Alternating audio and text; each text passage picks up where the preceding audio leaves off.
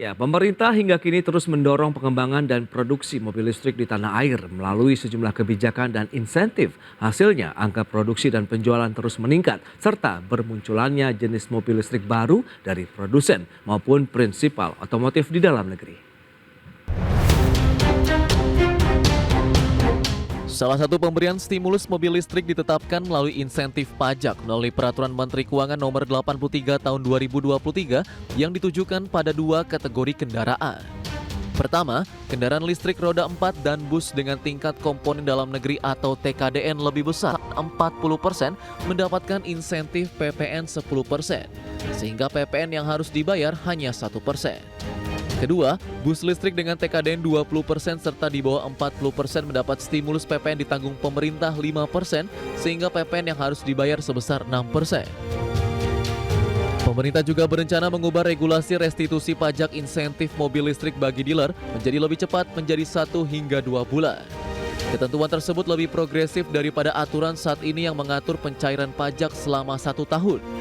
Adapun Menteri Perindustrian Agus Gumiwang Kartasasmita mengatakan, pemberian insentif dilakukan guna menarik minat investor baik global maupun domestik dalam pengembangan dan produksi mobil listrik di Indonesia. Sementara itu dalam gelaran Gaikindo Indonesia International Auto Show atau GIAS 2023 sejak 10 hingga 20 Agustus lalu di ICE BSD City Tangerang, Banten, justru menjadi ajang bagi produsen maupun prinsipal otomotif untuk memperkenalkan model kendaraan listrik terbarunya bagi konsumen di dalam negeri. Data Gaikindo mencatat total produksi mobil listrik untuk jenis electric vehicle, plug-in hybrid EV maupun hybrid di sepanjang bulan Januari hingga Juni 2023 mencapai 23.582 unit. Seluruh mobil listrik tersebut diproduksi oleh Toyota, Suzuki, Hyundai, Wuling, dan DFSK. Sedangkan angka penjualan grosir atau wholesale dari beragam produsen otomotif di bulan Januari hingga Juli 2023 mencapai 6.958 unit. Jakarta, Heru Triyuniarto, IDX Channel.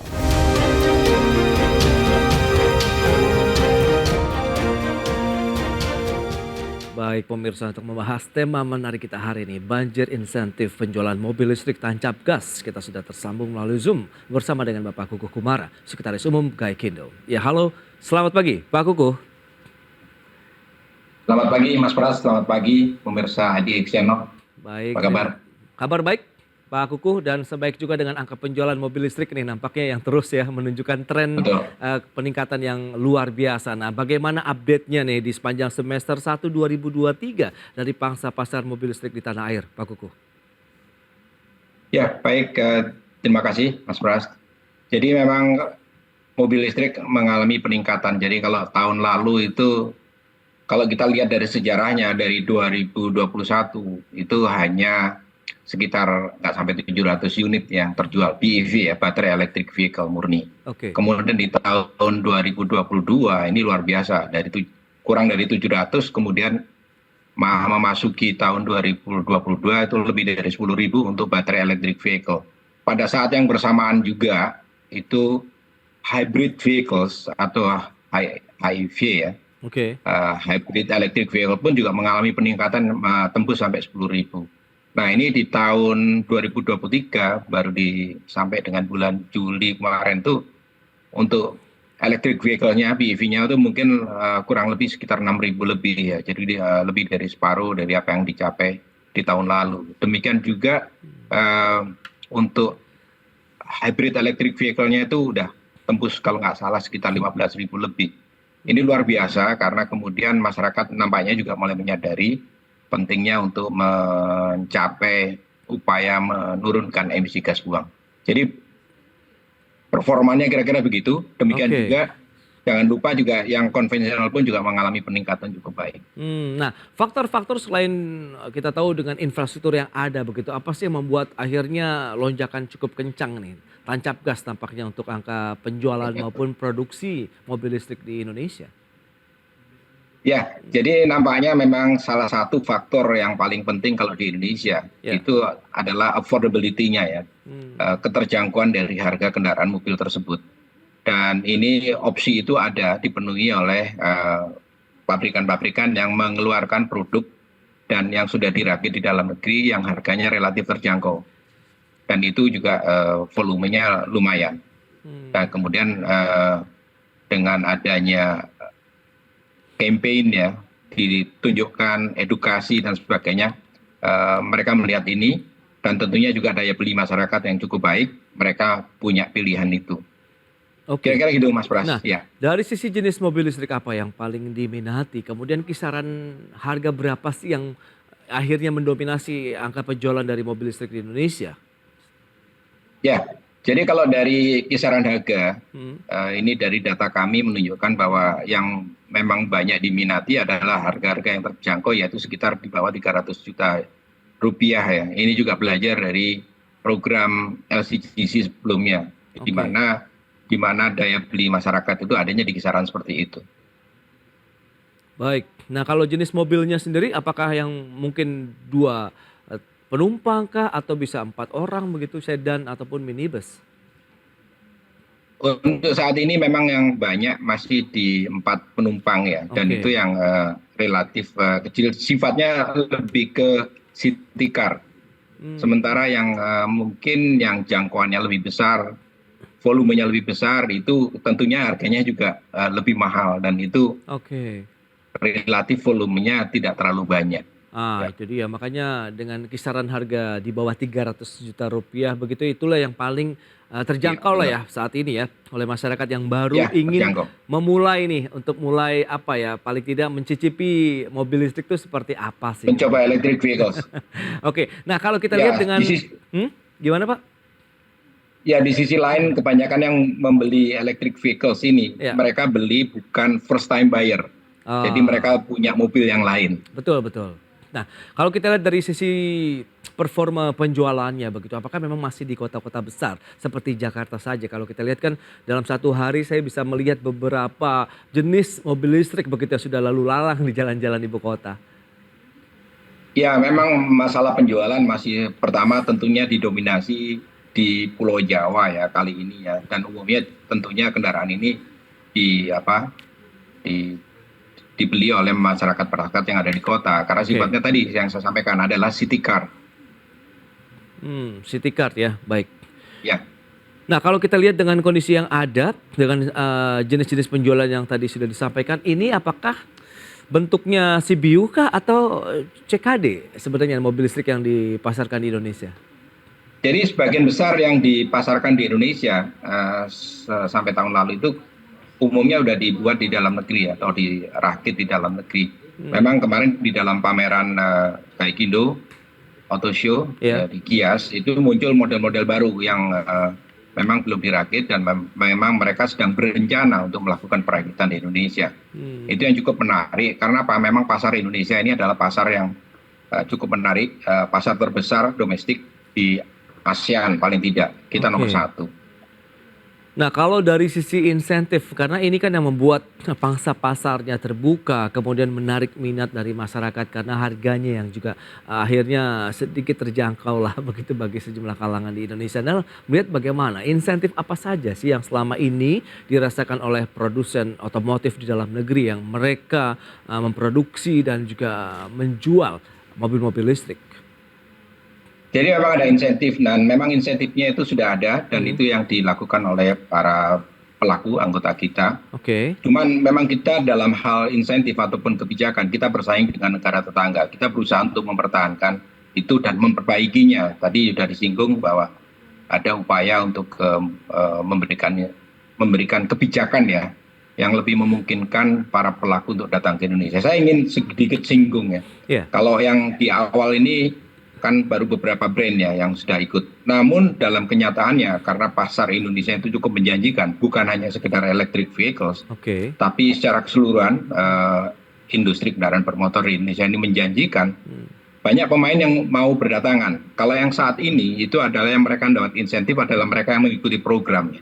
Jadi ada program pemerintahnya, hmm, berapa investasi ada ditentukan besarannya, oke, insentifnya, besaran investasinya. hmm, hmm, Di hmm, sisi lain juga mereka ada syarat untuk memenuhi TKDN-nya dalam waktu tertentu, harus memenuhi presentasi yang sudah ditentukan. betul. Ini nampaknya sedang diupayakan untuk disesuaikan, Karena ternyata para pelaku ini melihat pasar yang sangat positif dan menjanjikan pertumbuhan ekonomi Indonesia cukup baik.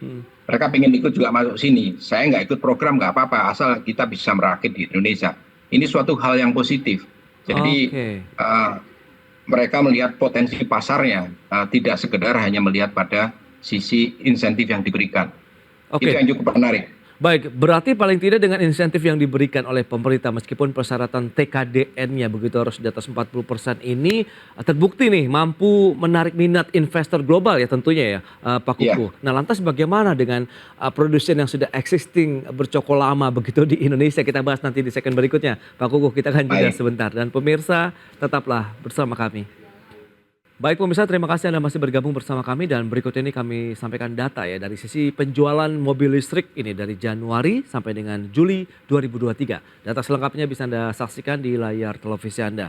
Ada beberapa merek begitu ya penjualan secara wholesale. Ada Hyundai dengan 3.894 unit yang sudah terjual wholesale ya dari Januari sampai dengan Juli 2023. Kemudian di tempat kedua Wuling 1944 unit, kemudian Toyota di posisi ketiga 363 unit, BMW 318 unit, Lexus, kemudian di FSK Mercy, Nissan, Mini, Kia, MG dan juga Mitsubishi. Ini dia beberapa merek mobil ataupun produsen otomotif lokal dan juga global yang sudah mencicipi ya kue mobil listrik di Indonesia. Berikutnya kita lihat dari sisi produksi mobil listrik EV dan juga hybrid.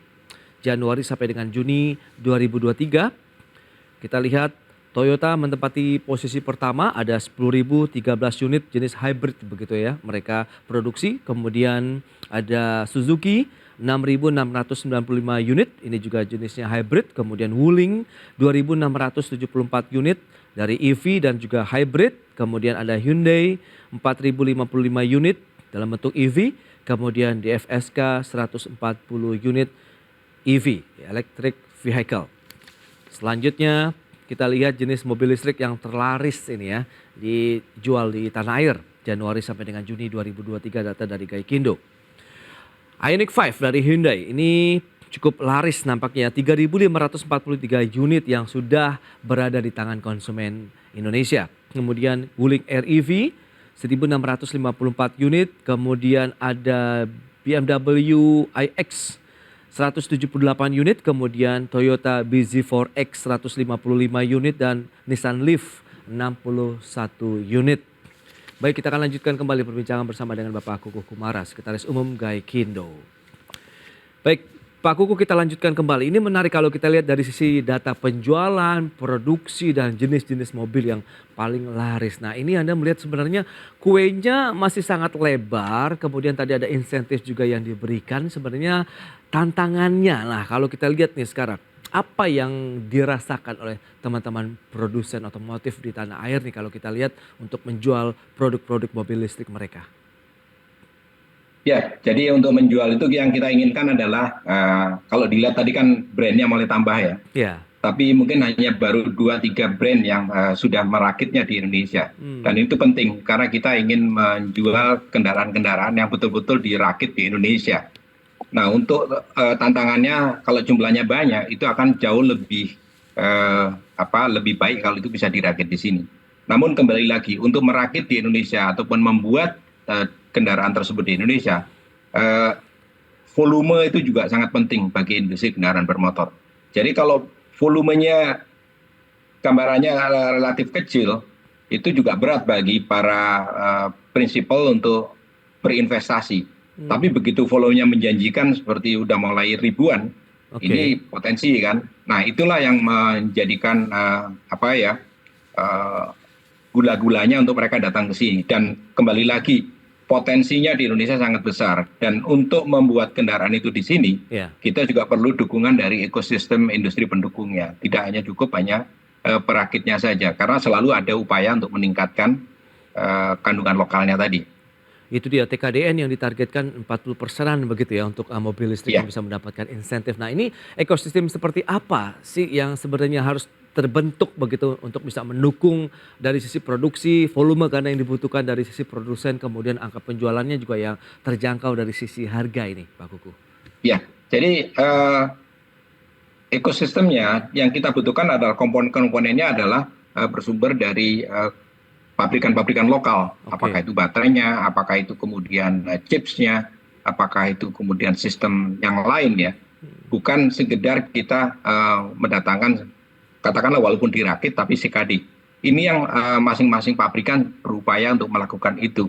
Nah masalahnya untuk mencapai TKD 40% itu juga tidak mudah. Katakanlah kita punya modal, punya alat dan sebagainya. Belum tentu secara tiba-tiba bisa mencapai itu. Kalau ada kegagalan dan sebagainya harus diulang lagi.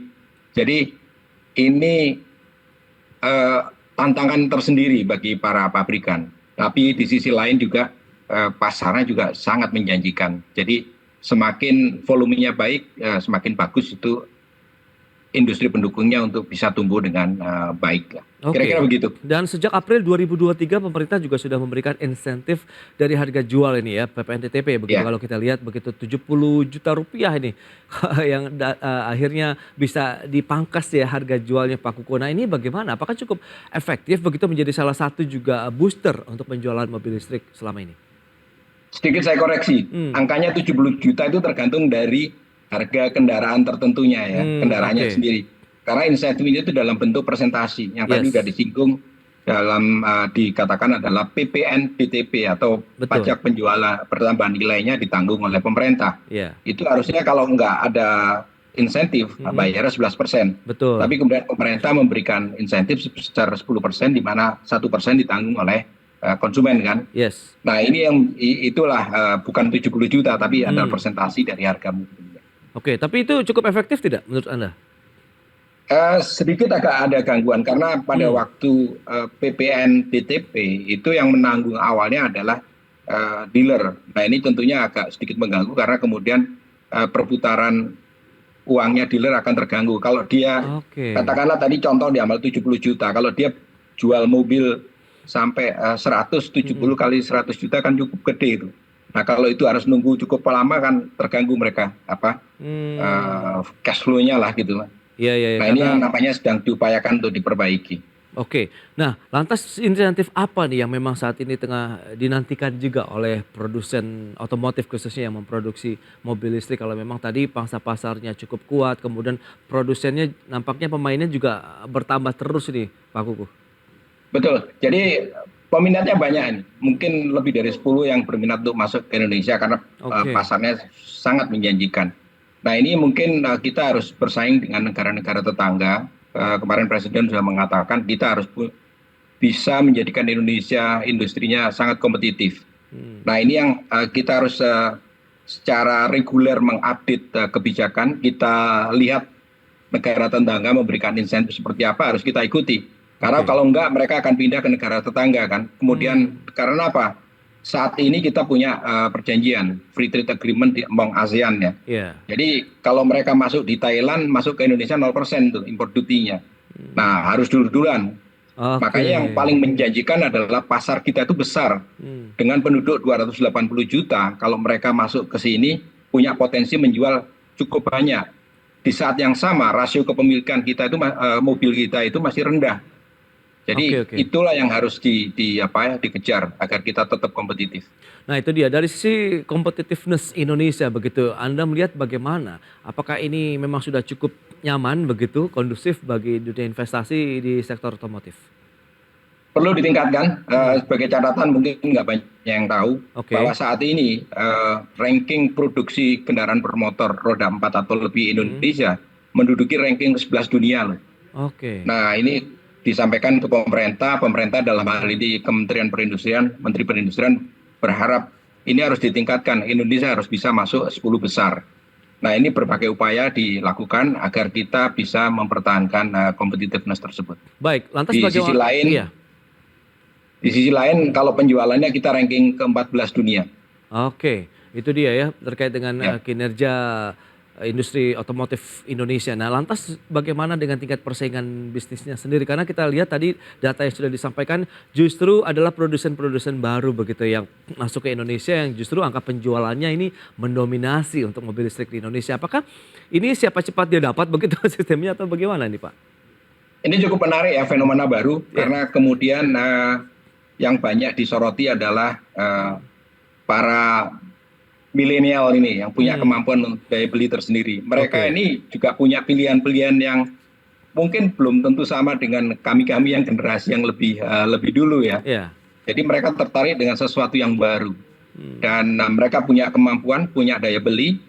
Dan kalau ekonomi kita terus tumbuh, mereka juga makin banyak kan. Dan ini juga harus menjadi perhatian. Bukan sesuatu yang konsisten, ya selama ini business as usual, nggak bisa lagi kita melakukan itu gitu.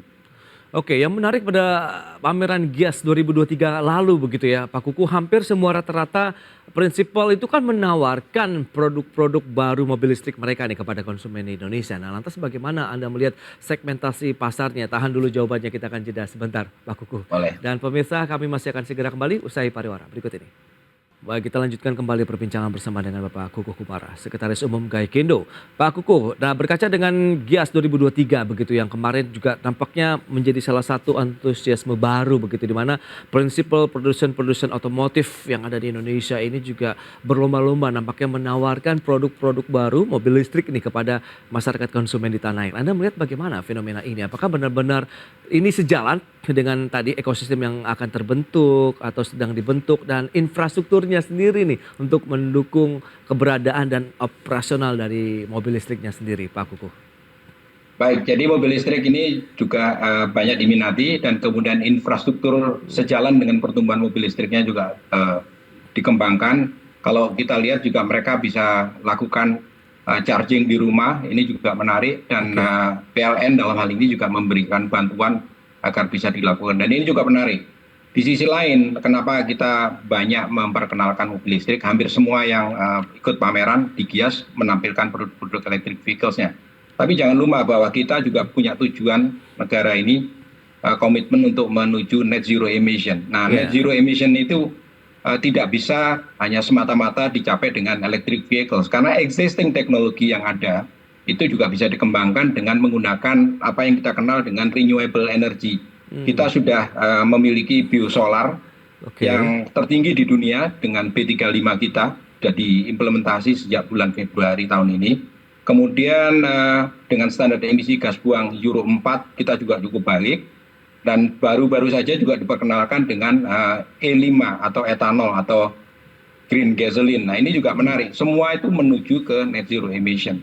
Dan mobil listrik menjadi tambahan dan juga ada hybrid. Karena dari penelitian yang dilakukan oleh rekan-rekan kita di Universitas Indonesia itu menunjukkan bahwa dua hybrid vehicles itu emisinya setara dengan misalnya satu unit electric vehicles. Jadi upaya menuju net zero emission itu bisa dicapai dengan berbagai cara yang kita juga punya sumber dayanya. Kira-kira gitu, Mas Pras. Baik, nah lantas teman-teman dari produsen otomotif sendiri bagaimana untuk bisa mewujudkan hal tadi? Apakah akan mengenjot produksi? Sementara apakah CKD juga akan dikuatkan atau bagaimana begitu? Mengingatkan ini harusnya bisa seiring sejalan begitu. Betul, ini akan dilakukan seiring sejalan, tergantung dari volume, karena kembali lagi untuk memproduksi ini tentunya skala ekonomi sangat penting. Tidak membabi buta semua kita lokalkan, ternyata kemudian volumenya nggak kena dan tentunya akan rugi. Jadi semua ini akan dilakukan secara bersamaan. Intinya adalah kita harus tetap bisa optimis bahwa kita menjadi negara yang menjadi basis produksi kendaraan bermotor, apapun powertrain-nya. Pak Kuku, terakhir bagaimana optimisme Anda terkait dengan kinerja bangsa mobil listrik lah tentunya di tahun politik nih? Bukan hanya listrik, tapi seluruh otomotif industri di Indonesia kita harus tetap optimis. Kita tidak inginkan bahwa ada pesta demokrasi yang setiap 5 tahun sekali yang berdampak kepada penurunan kinerja ekonomi. Kita harusnya bisnis tetap bisa kita jaga secara optimis, sehingga upaya peningkatan kesejahteraan masyarakat semuanya bisa berjalan dengan baik. Baik, itu dia harapan bersama bahwa semuanya bisa berjalan kondusif begitu ya tentunya bagi dunia usaha di Indonesia. Pak Kuku, terima kasih banyak atas sharing dan juga insight menarik yang sudah Anda sampaikan kepada pemirsa pada hari ini. Selamat melanjutkan aktivitas Anda kembali. Salam sehat, Pak Kuku. Salam sehat, terima kasih.